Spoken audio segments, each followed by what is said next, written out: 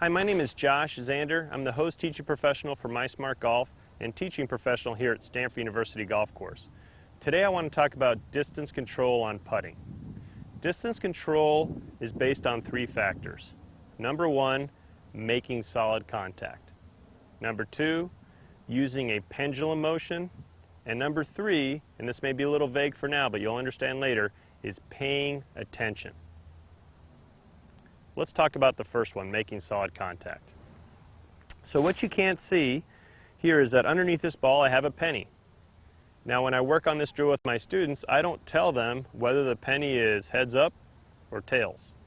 So what I want them to do is hit the putt and afterwards tell me, is it heads or tails? It happens to be tails. Now why is that important? Well, in order for them to tell me if it's heads or tails, their head had to stay very, very still so they can see. If they looked up at the ball, they wouldn't be able to tell me right away if it's heads or tails. So the two things I want to have happening here are a steady head and a steady body. So again, set up to the ball, hit the putt, look down, tell me whether it's heads or tails. Now let's talk about the pendulum motion in putting. How does that affect distance control?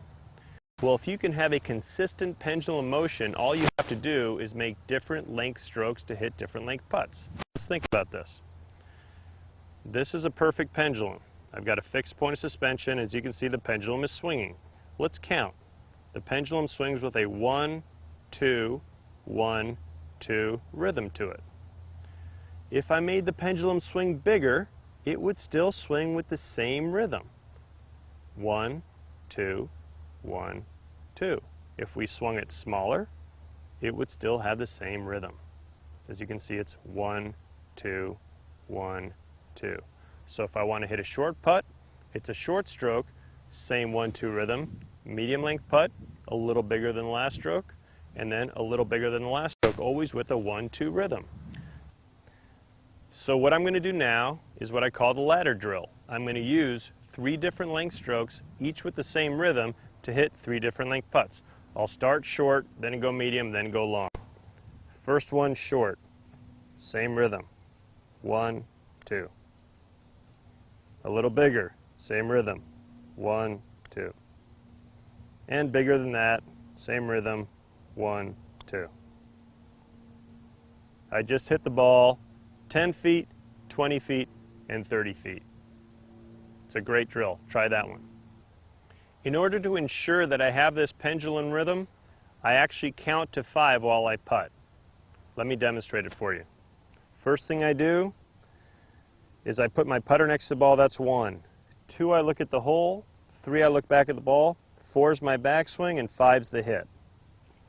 You can kind of think of it when a group of musicians are getting together to play a song, they go 5, 6, 7, 8, and then everybody knows when to start together.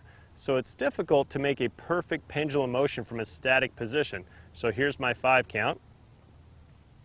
After I've taken a look at the hole, I go 1, I put the putter next to the ball, 2's looking at the hole, 3's back at the ball, 4's the backswing, and 5 is the hit. So just like this. 1, 2, 3, 4, 5.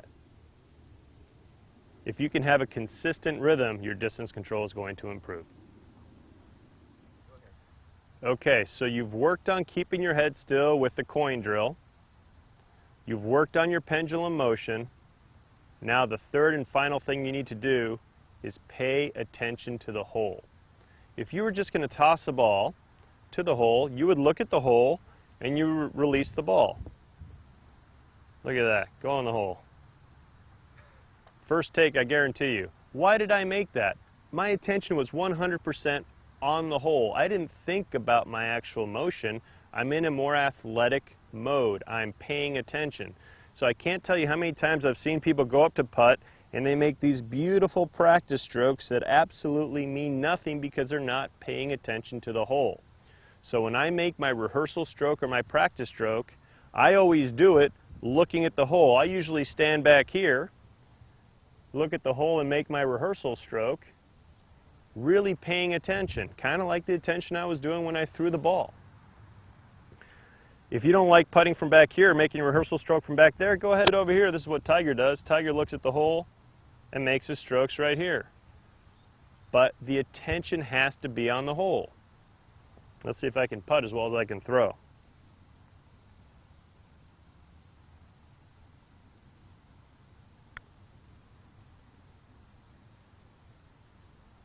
All right, pretty good distance control, easy 2-putt. I'd like to leave you with two of my favorite distance control drills. One is called the Putt to the Fringe drill, and the other one is the 20-foot drill. Let's start with the Putt to the Fringe drill. I've set up a ball 15 feet from the fringe, 30 feet from the fringe, and 45 feet from the fringe. My goal is to roll the ball up as close to where the green meets the fringe as possible. Notice I've taken a hole out of the equation because all I'm focused on right now is distance control. Let's start with the 15-footer.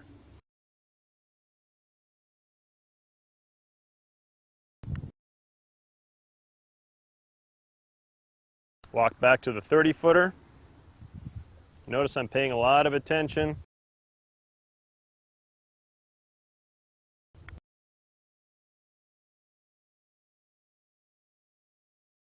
And now the 45-footer.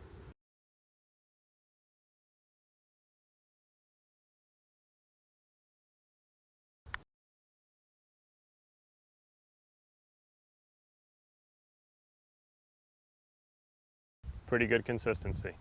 I feel like if I can get the ball close enough to the fringe on this drill, I'll do it several times until I can get the feel of it. I think I'm ready to go. Let's go to the 20-foot drill. So now we're at the 20-foot drill. What I've done is I've set up 3 golf balls uphill 20 feet to the hole and 3 golf balls downhill 20 feet to the hole. So when we get around 20 feet, I'm starting to think, hey, this is kind of makeable distance. It's not like a 40 or 50 footer where I'm just trying to get it somewhere close to the hole. I want to give this ball a chance to go in. So the last thing I want to do is leave it short. So I'm going to take the same penny that we used earlier, and I'm going to put my club 1 club length past the hole and put a penny there. So it's roughly 3 feet past the hole. So my goal is to roll this ball up the hill and either into the hole or within 1 club length past the hole. That way I've given my ball a chance to go in if I hit it on line, and if not, I've got a short enough putt that I can make a 2-putt. And I want to do the same thing from above the hole to get the feel of the speed as well. So again, this is a makeable par or birdie putt that you want to give a chance to.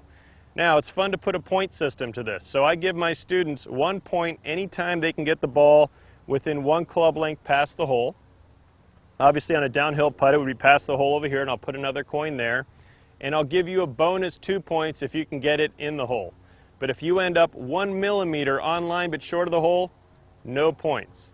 So as you go through this drill, if you can get 4 or 5 points, you're really starting to learn the speed of the greens on that golf course on that particular day.